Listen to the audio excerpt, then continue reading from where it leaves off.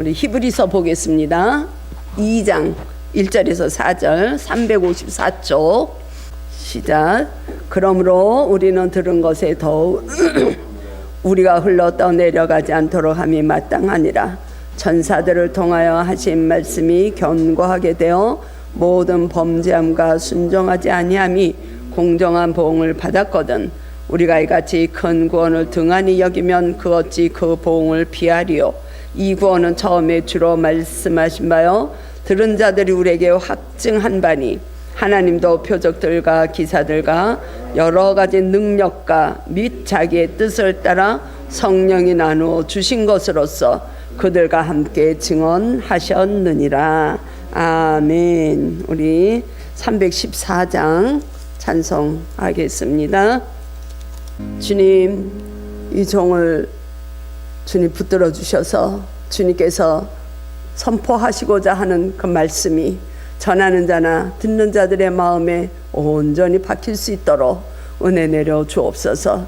예수님의 이름으로 기도드립니다. 아멘. 오늘 제목은 큰 구원입니다. 큰 구원. 그러면 구원이 큰 구원이 있고 작은 구원이 있느냐? 그래요? 큰 구원은 뭐고 작은 구원은 무엇인가? 똑같은 구원인데 오늘 히브리서 저자가 어떤 의도에서 큰 구원이라고 했는가? 이제 오늘 본문을 보면서 우리가 결론에 이르도록 할 것입니다. 당시에 우리가 이제 그 1장에서 이제 본 것처럼 당시에 로마 그 압제하에 있던 그 히브리인들 중에서 유대교에서 히브리 그 기독교로 개종했던 히브리인들의 그 신앙의 상태가 어땠는가? 우리가 1절에서 본 것처럼 그들은 마음이 굉장히 혼란스러웠어요. 그러니까 로마로부터 주어지는 그 압박도 있었고 또 거짓 교사들로 인해서 뭐 천사를 숭배한다든지 뭐 한상을 보는 은사주의 또 아니면은 그 이단들에 빠져서 뭐 그 거짓 교사들에 의한 이런 유혹에 빠지고 이 신앙에 혼란이 올 때 또 그 본토 유대인들로부터 정통 유대인으로 돌아와라 뭐 이런 유혹도 받고 그런 상황에 있을 때에 이 히브리서 저자는 오늘 2절에서 1절에서 그렇게 얘기합니다. 그러므로는 너희들이 이러이러한 상태인데 그렇기 때문에 이제는 너희들이 이렇게 살아야 돼 하는 그 권면을 해주고 있는 내용입니다. 히브리서 전체로 보면 한 5단계로 이 기자가 권면을 해주고 있어요. 오늘도 염려하는 바가 뭔가? 이 기자가 그 히브리인들에게 개종한 히브리인들을 위해서 염려하는 것이 그들이 흔들릴까봐, 신앙에서 뿌리가 흔들릴까봐. 저와 여러분들은 이렇게 신앙생활하면서 흔들릴 때가 없습니까? 우리는 언제나 주님만 바라보고 할렐루야 찬양하면서 달려가나요? 우리 역시도 이 순례길에서 가다 보면 흔들릴 때가 있어요. 정말로 하나님이 계시긴 계신가? 말씀에 이렇게 써 있는데 왜 나는 이렇게 응답이 안 돼? 뭐 이런 흔들림이 있을 수가 있죠. 그래서 1절에서 보니까 우리 함께 1절을 보겠습니다. 그러므로 우리는 들은 것에 더욱 유념함으로 우리가 흘러 떠내려가지 않도록 함이 마땅하다. 이렇게 히브리서 기자가 그 히브리인들에게 이야기를 해주고 있어요. 무엇을 마땅하게 여기라고요? 우리가 들은 것에 대해서. 여기서 들은 것이 무엇이냐? 이들은 무엇을 듣고 살았을까요? 구약 성경을 듣고 살았어요. 이 유대인들은 하나님이 모세를 통해서 주신 그 율법, 하나님의 계명을 들으면서, 그게 구약 성경이거든요. 선지자들을 통해서 또 왕을 통해서 예언자들을 통해서 천사를 통해서 주신 말씀, 그 말씀을 듣고 살았는데 그들이 말씀을 들었는데도 불구하고 이 잘못된 길로 빠져나가는 것을 염려해서 이 기자가 염려하고 이렇게 이렇게 권면을 해주고 있는 것입니다. 들은 바를 더욱더 굳건하게 하라는 거예요. 말씀을 들었을 때 이스라엘 백성들은 하나님이 말씀을 주시고 이 40년을 광야에서 인도하셨지만 그들의 삶은 하나님을 생각하지 못하고 살았던 게 그들이 범했던 오류였죠. 그래서 하나님 말씀했었는데 하나님과 전혀 상관없는 이런 삶을 사는 그들을 볼 수가 있어요. 그들이 하나님을 언제 찾았는가? 필요할 때 찾았다는 거. 그들이 옷이 떨어지고 먹을 게 떨어지고 자기네들이 하고 싶은 게 있을 때만 하나님을 찾았다는 거야. 그거는 곧 뭐냐? 말씀에 뿌리가 없고 말씀에 근거가 없으니까 이 신앙이 흔들리게 되는 거야. 여러분들은 신앙생활 하고 가면서 저도 마찬가지고 연약하기 때문에 긴가민가 할 때가 있고 우왕좌왕할 때가 있고 혼란스러울 때가 있어요. 여기서 들은 거, 이 시대는 정말 얼마나 들을 게 많은지 모릅니다. 그냥 이 문화가 발달하면 발달할수록 여러분들은 무엇을 듣고 사세요? 눈 뜨면 먼저 무엇을 듣습니까? 무엇을 봅니까? 말씀을 들으려고 하십니까? 말씀을 보십니까? 아니면 이 미디어에서 주는 많은 정보들을 봅니까? 아니면 미디어를 통해서 오는 많은 것들을 듣습니까? 이 시대는 정말로 우리가 깨어있지 않으면 우리 정말 참 아까 우리 찬양한 것처럼 깨어있어야 돼. 언제 주님을 만나는 시간이 나한테 닥쳐올지 몰라요. 주님이 언제 또 오실지도 몰라요. 우리는 늘 깨어서 말씀에 근거하는 삶을 살지 않으면 이렇게 흔들릴 수가 있는 거예요. 그래서 이 저자가 그렇게 얘기를 하잖아요. 1절에서 우리가 흘러 떠내려가지 않도록, 흘러서 떠내려가면 뭐 어떻게 되겠어요? 그냥 포류 상태에 있는 거예요. 쓰나미가 오면 다 떠내려가고 홍수가 지면 산더미가 덮쳐서 우리가 재해를 당하고 그대로 그렇게 어떤 대안이 없는 거를 여기서는 떠내려가지 않도록 너희의 신앙이 흔들리지 않도록 견고하게 세워지라는 것을 이 저자가 얘기를 해주고 있는 것입니다. 굉장히 중요한 말씀하고 있어요. 근데 이들은 말씀이 있었는데도 불구하고 많은 그 말씀에 귀를 기울이고 살지 못했다는 것을 얘기해 주는 거야. 두 가지입니다. 우리가 미디어를 통해서 많은 정보들을 듣고 보고 하는데 과연 그 정보가 진리냐 이거예요. 지난 다음에 보면은 아닌 것들도 많이 있어요. 근데 우리는 그게 진짜인 양 보고 진짜인 양 듣고 우리는 그걸 진짜인 양 또 누굴 정죄하고 이런 삶을 우리는 너나 할 것 없이 지금 살고 있다는 거예요. 우리가 대중교통을 이용하다 보면 모두가 그거를 보고 듣고 하고 있어요. 거기에서 진짜 참이라는 것이 있는지 우리는 생각을 해봐야 돼. 그게 대세라는 거예요. 여러분들은 대세를 따라가고 있습니까? 아니면 대의를 따라가고 있습니까? 우리가 대의를 따라간다는 건 참 쉬운 일이 아니에요. 우리 옆집에 있는 아이가 학원을 몇 개 다녀야 되기 때문에 나도 학원을 몇 개 다녀야 돼. 우리 애를. 그렇지 않으면 불안한 거야. 우리 애가 태권도를 하기 때문에 우리 애도 태권도를 해야 되고, 옆집이 자동차 큰 걸 샀으니까 우리도 큰 자동차를 사야 돼. 그래서 어느 때는 아이들이 너네 집 몇 평 살아? 이게 애들에게 또 주제가 됐던 걸 우리는 알잖아요.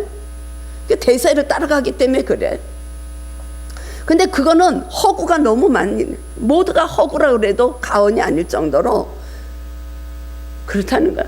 이 히브리인들이 하나님의 말씀이 주어졌는데도 불구하고 세상 풍파에 떠밀려 흔들리는 그 혼란스러운 그 히브리인들에게 이 저자는 하나님의 말씀을 통해서 너희들의 신앙이 견고하게 되기를 염려하고 권고하고 권면하는 거예요. 2절을 봅시다. 2절에서 어떻게 얘기를 해주고 있는가?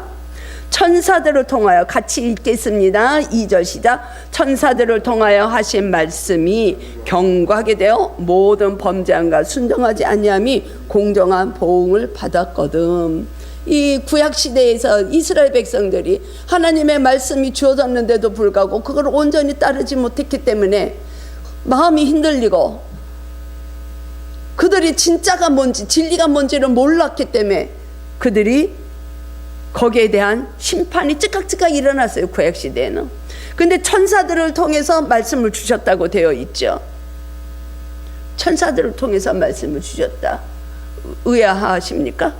우리가 알기로는 구약성경은 선지자들을 통해서 하나님의 주시는 그 영에 의해서, 영감에 의해서 기록된 책으로 알고 있잖아요. 그래서 천사들이 주셨다 하는 그 증거가 구약시대에는 기록이 안 돼 있어도 신약성경에는 기록이 되어 있다는 거예요. 그 스데반의 설교가 사도행전 7장에 나오는데, 스데반은 그렇게 얘기를 합니다. 사도행전 7장이죠. 7장 53절에 보면 그 7장 전체가 스데반이 이제 순교하기 직전에 이제 그 같은 동포들에게 그 복음을, 메시지를 전하고 이제 순교를 당하게 되는데, 그때 53절에 보면 그렇게 되어 있어요. 너희는 천사가 전한 율법을 받고도 지키지 아니하였다, 이렇게 얘기를 합니다. 그러니까 선지자들을 통해서 말씀이 기록이 됐지만 그 말씀을 천사를 통해서, 하나님의 그 말씀을 천사를 통해서 주어졌다는 것을 누가가 기록을 하는 거예요. 스데반의 말씀을 듣고. 바울도 갈라디아서에서 그렇게 얘기를 해요. 갈라디아서 3장 19절에서 보면 천사들을 통하여 한 중보자의 손으로 베푸신 것인데 약속한 자손이 오시기 전까지 구약 성경이 쓰여진 거예요. 자, 그러면 구약 성경을 통해서 알 수 있는 한 가지의 메시지는 뭐냐? 오실 메시아에 대해서 기록이 되어 있는 책이라는 거예요. 오실 메시아. 그들은 스스로가 하나님을 경외하고 이 구원을 이뤄갈 수 있는 힘이 없는 거야. 인간은 모두가 죄 가운데 있고 모두가 사망 가운데 거하는 존재들이기 때문에 자기네 스스로 할 수 있는 일이 아무것도 없었다는 거예요. 그때 그 구약에서 한 가지 메시지는 전부 오실 메시아에 대해서, 창세기 3장 15절 원시복음이 나타난 그 하나님의 말씀부터 시작을 해가지고 모두가 오실 메시아. 그런데 지금 우리가 살고 있는 우리 시대에서는, 이 신약 시대에서는 이미 그 오실 예수님이 오셨어요. 그렇죠? 2000년 전에 오셨잖아요. 그 주님이 십자가에서 못 박혀서 죽으심으로 그 구약에서 말씀하셨던 그 말씀이 다 성취가 되고 완성이 된 것입니다. 아멘. 그래서 우리가 모든 사람이 죽을 수밖에 없는 그 가운데 놓여 있지만 그리스도께서 온전히 십자가에서 모든 것을 이루셔서 하나님의 계시를 완성시키신 분이세요. 그래서 구약서부터 신약 모두를 하나님의 말씀, 하나님의 성경으로 우리가 대하고 있는 거죠. 그래서 이 계시를 완성시킨 분은 그리스도 한 분이신 거예요. 구약 시대에는 아직 예수님이 오시지 않았기 때문에 그 오실 예수님을 열망하면서 선지자를 통해서 하나님의 말씀을 주셨다면 제한적이었어요. 근데 지금은 오신 메시아가, 그리스도가 십자가에서 모든 말씀을 이루시고 완성하시고 구약을 성취하신 분으로서 온전히 하나님의 계시가 마무리됐다는 겁니다. 그래서 이 저자는 온전한 그 성경을 이루신 그리스도에 대해서 큰 구원을 이루셨다, 이렇게 얘기를 해주고 있는 겁니다. 이제 큰 구원에 대해서 의미를 아시겠죠? 그러니까 이 3절에서도 그렇게 얘기를 해주고 있는 거예요. 예수님이 오셔서 모든 것을 우리와 함께 하시고 그 복음으로 인해서 우리가 죽음의 자리에서 생명의 자리로 옮겨졌는데도 너희들이 하나님의 말씀에 따라가지 못하면, 하나님의 뜻을 저버리면 너희들은 어떻게 그걸 감당할 수 있겠냐. 그러니까 너희들이 믿음의 뿌리가 견고하게 세워지기를 원한다. 이 저자가 그렇게 얘기를 해주고 있는 것이죠. 그러면 이 성경이 하나님의 말씀이신 것을 무엇을 알 수 있느냐? 예수님이 오셔서 다 완성을 시켰다고 하는데, 그러면은 이 말씀이, 이 성경이 하나님의 말씀이라는 것을 우리가 어떻게 믿느냐 이거야. 어떻게 확증이 됐냐 이 말이야. 우리가 하나님을 알지 못하고 예수님을 알지 못하는 자들은 성경이 그냥 하나의 역사, 이스라엘의 역사를 기록한 책 이렇게 볼 수도 있잖아요. 이 책이 하나님의 말씀이고 성경이 우리에게 약속의 말씀이라는 것은 믿는 사람들만 알 수 있는 거예요. 근데 그 증거가 뭐냐 이거예요. 그 증거가, 그거를 오늘 세 가지로 이 저자는 말씀해 줍니다. 3절 하반절에서 보겠습니다. 3절 셋째 줄에 그렇게 돼 있죠. 같이 볼까요? 이 구원은 처음에 주로 말씀하신 바요 들은 자들이 우리에게 확증한 바니. 4절 하나님도 그들과 함께 증언하셨느니라. 4절은 제가 중간에 걸 다 뺐어요. 첫 번째는 누가 말씀하셨습니까? 주님이 말씀을 하셨어요.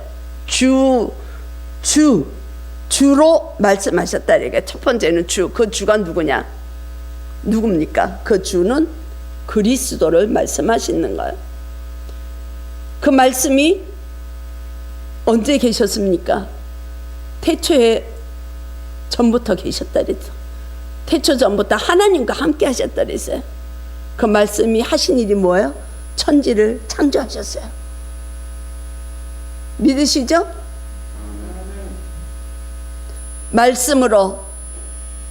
말씀으로 이르시되 빛이 있으라. 말씀으로 짐승이 있으라.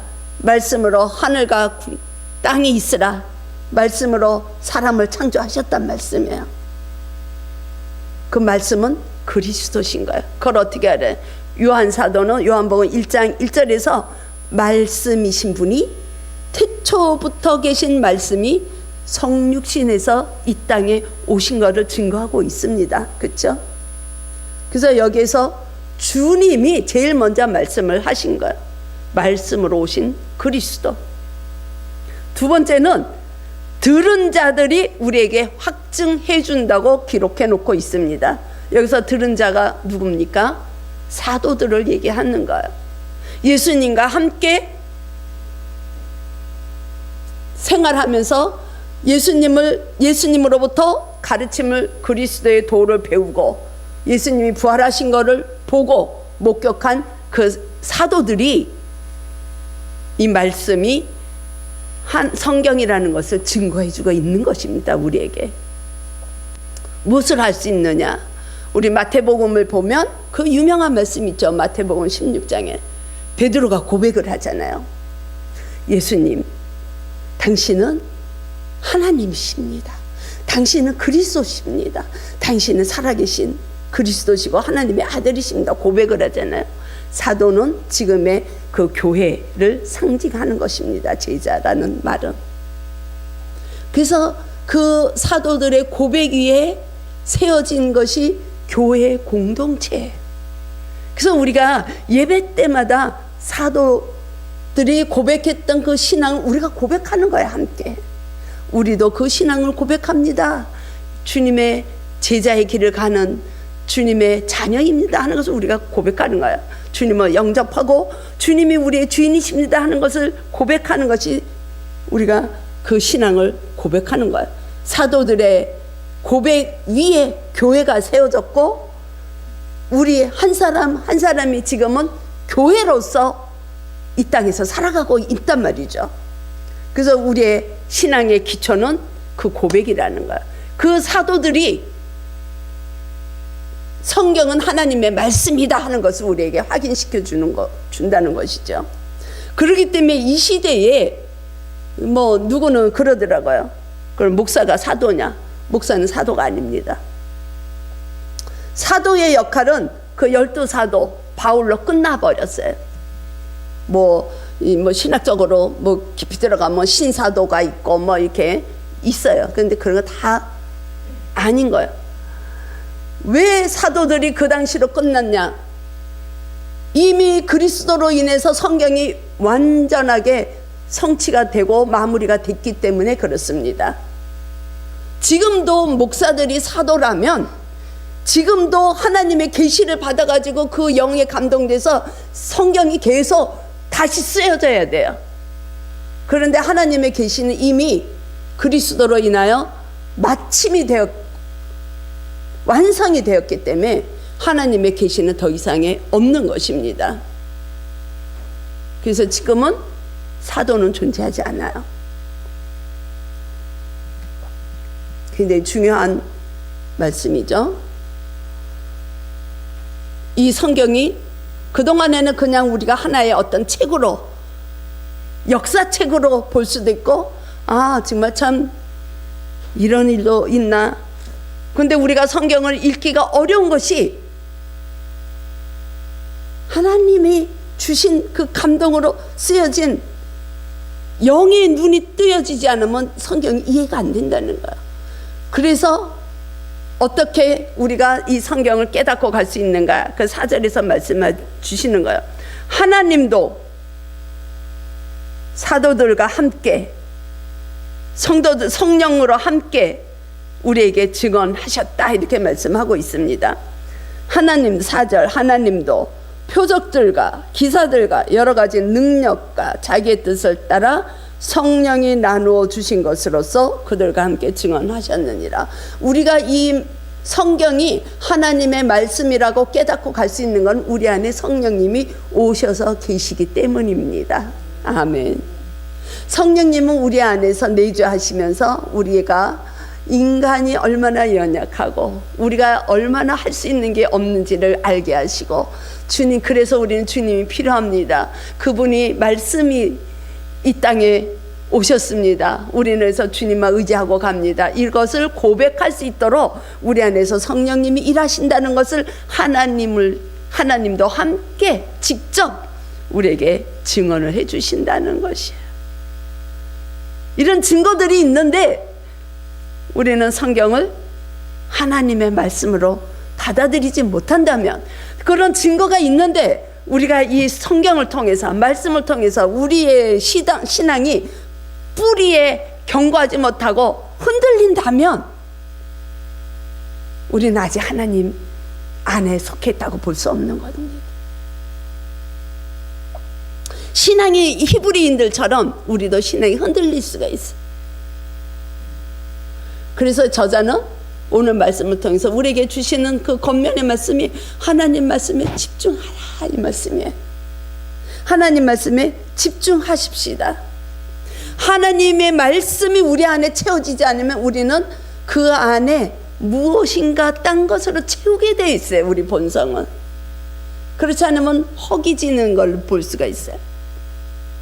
예수님은 그 사마리아 성에서 수가성의 여인을 만나 주실 때 제자들이 예수님과 그들이 먹을 것을 사러 잠깐 자리를 비운 사이에 예수님은 우물가의 여인과 함께 말씀을 나누면서 말씀을 주시고 정말 생명을 주셨죠. 그리고 돌아와서 보니까 제자들이 먹을 것을 예수님에게 누가 먹을 것을 갖다 줬는가? 그렇게 이야기를 할 때 예수님이 뭐라고 말씀하십니까? 나에게는 먹을 것이 따로 있다. 나에게는 양식이 따로 있다. 이 얘기를 할 때 제자들이 누가 우리 선생님한테 먹을 것 갖다 줬나? 이렇게 의아해하는 장면이 나와요. 요한복음 4장에. 여러분들의 양식은 무엇입니까? 여러분들이 살아나갈 수 있도록 지탱해 주는 것이 양식이에요. 여러분들이 이 땅에서 살아갈 때 지탱해 주는 것이 무엇입니까? 그게 양식이에요. 먹고 사는 거? 아니면 물질? 아니면 자녀? 아니면 명예? 권력? 우리에게는 그건 해당은 안 되죠. 저와 여러분들의 양식은 정말 참떡 이기를 축복합니다. 예수님이 그러셨어요. 나는 참떡이다. 하늘에서 내려온 생명의 떡이라 그랬어요. 이스라엘 백성들은 광야에서 만나를 40년 동안 받아 먹었어요. 그 만나는 하늘에서부터 온 거예요. 그들이 그 만나를 먹기 위해서 행한 일은 없어요. 그냥 하나님이 주신 은혜예요. 우리가 구원을 이뤄가기 위해서 내가 해야 할 일은 없어요. 오직 말씀에 붙들리는 삶만 살면 돼요. 주님만 바라보면 돼요. 성령님의 이끄심에 우리가 동참만 하면 됩니다. 그러면 우리는 말씀에 의해서 신앙이 견고하게 세워나갈 수 있음을 우리는 경험을 해야 돼. 어떤 허탄한 것을 붙들고 갈 때, 말씀이 없어서 우리의 신앙이 흔들릴 때 오는 그 문제가 우왕좌왕한다. 우리는 길에서 인생 여정이 이리 가야 만나 저리 가야 만나 우왕좌왕한다는 거야. 그러다 보니까 혼란스러운 거야. 길이 뚜렷하지 않기 때문에 우리가 그냥 주님만 바라보고 가면 그 길로만 가면 되는데, 많은 거짓 정보들을 듣고 보고 하면서 이 세상 풍파에 휩쓸려다 가서 보니까 우리는 갈팡질팡 우왕좌왕하는 삶으로 우리는 혼란스러운 거예요. 그러다 보니까는 이 말씀을 의심하게 되는 거야. 우리 교회에 나와서 신앙생활 하면서도 그 말씀이 진짠가? 그 약속이 맞나? 하나님은 말씀하셨어요. 우리에게 말씀은 약속을 주신 거예요. 그럼 그 약속을 붙들고 가야 되는데, 사단은 우리로 하여금 그 말씀을 의심하게 만든단 말이에요. 네가 교회 다녀도 너는 연약하잖아. 그럴 수 있어. 우리는 여기 속으면 안 돼요. 그래서 우리는 연약하고 넘어질 수가 있지만 늘 기도 때마다 나는 죄인입니다. 나를 용서해 주세요. 이럴 필요 없어요. 우리는 이미 용서받은 자예요. 생활 속에서 잠깐 넘어지고 우리가 죄짓고 가는 거는 그때마다 주님의 보혈로, 어린 양의 보혈로 우리는 씻김을 받는 거예요. 그걸 믿고 가는 거예요. 그러면은 하나님은 미쁘시사 우리를 죄 없다 하신다 그랬어요. 우리를 정결하다고 하셨어요. 그 약속이에요. 그 약속을 붙들고 나는 찬양을 해야지, 감사를 해야지, 맨날 나는 죄인이야 이거는 사단이 우리를 참소하는 거예요. 말씀이 있는데도 불구하고 사단은 우리를 통해서 유혹을 하는 거예요. 너는 신앙이 그것밖에 안 되잖아. 우리가 그렇게 유혹을 받고 이게 말씀에 뿌리가 없어서 흔들리게 되면 우리는 영적으로 둔하게 되는 거예요. 무지하고 우리의 마음이 깨어있질 못하게 되는 거예요. 영적으로 무디면 하나님의 말씀이 안 들려요. 하나님의 소리가 안 들려요. 하나님은 내가 너를 통해서 이렇게 하겠다고 약속을 주시는데도 그게 안 들려요. 그렇게 되면 어떻게 돼요? 우리는 순종을 안 하게 되죠. 내가 영적으로 깨어있지 못하고 하나님의 말씀을 듣지 못하는데 무슨 순종이 있겠습니까? 순종을 못하고 가니까 어떤 일이 일어납니까? 교회를 떠나는 거, 하나님을 떠나게 돼버리는, 이 배교하는 때까지 가면 정말로 큰일이에요. 하나님 우리를 끝까지 인도하신다고 약속을 주셨는데 우리는 내가 손을 놓는 거예요. 말씀을 의지하지 못하기 때문에. 말씀이 기초가 안 돼 있으니까 우리는 흔들렸어요.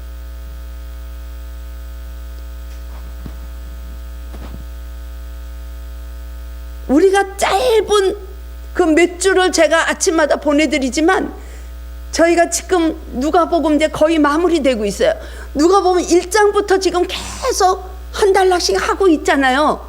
그러면은 그 한 달락씩만 그 말씀을 그날 양식으로 받아들여서 그걸 생각하면서 하루를 살면 우리는 말씀과 함께 사는 삶을 지내고 있는 것입니다.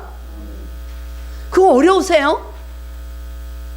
그 몇 줄밖에 안 되지만 그거를 본문과 견져서 볼 때, 야, 요 말씀 성경 몇 절 되는 거 가지고 내가 오늘 하루를 살아가는 힘을 얻는다면 그게 양식이에요.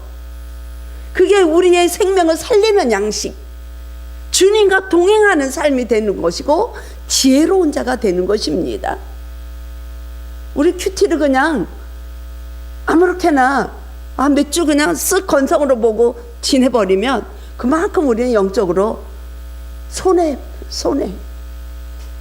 그래서 예수님이 마태복음을 통해서 말씀해 주시죠. 마태복음 7장에 보면 두 부류의 그 종류의 사람이 나오죠. 한쪽 사람들은 지혜로운 사람이 나와요. 한쪽은 어리석은 자가 나와요. 똑같이 집을 짓고 살아요. 그런데 평화로울 때는 다 문제가 없이 보여요.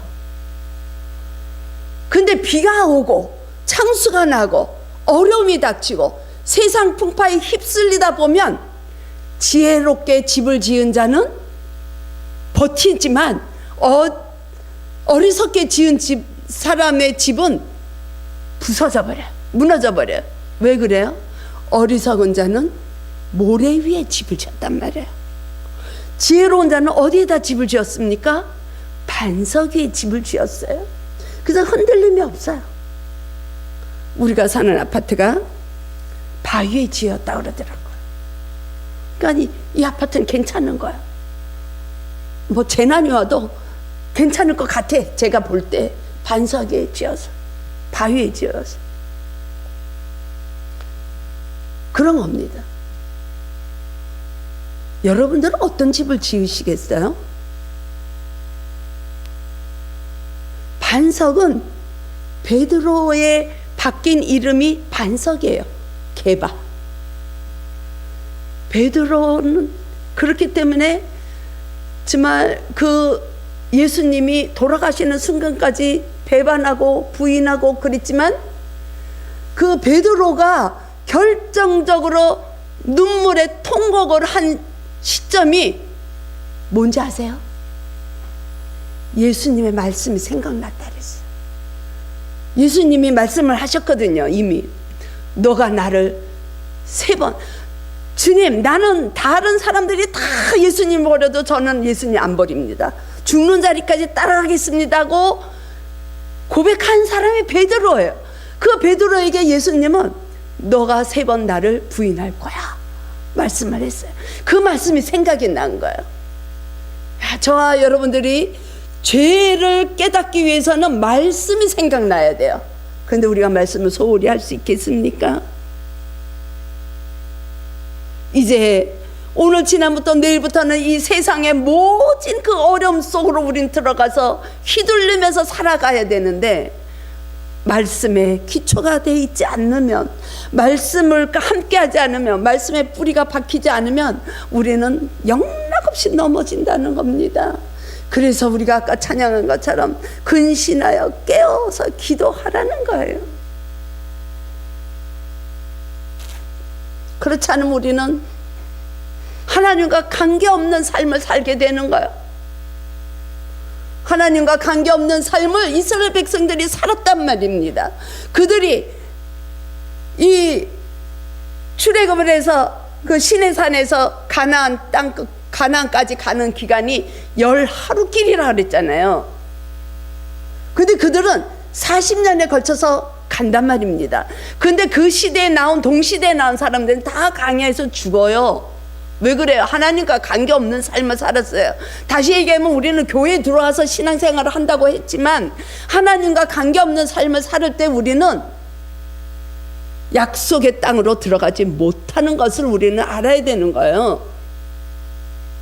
그 시간을 성경은 낭비한다고 이야기를 합니다. 저와 여러분들이 낭비의 삶을 살아서 되겠습니까? 말씀이 저와 여러분들의 삶에 먼저 생명의 양식, 그 양식을 사모하는 저와 여러분이 되길 축복합니다.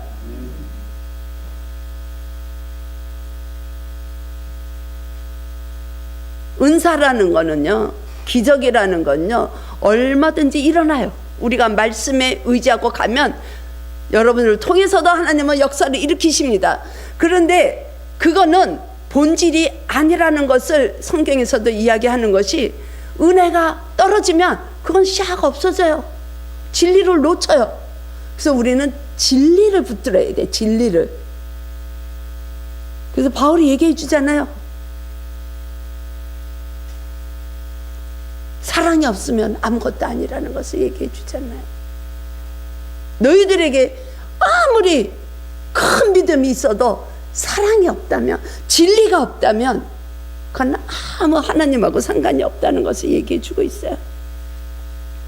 한 주간 이제 저와 여러분들은 지금부터라도 깨닫는 자는 은혜가, 깨닫는 자는 복이 있는 것입니다. 여태까지 그렇게 못했더라도 지금부터라도 깨달으면 그 시간이 은혜의 시간이에요. 구원받는 시간입니다.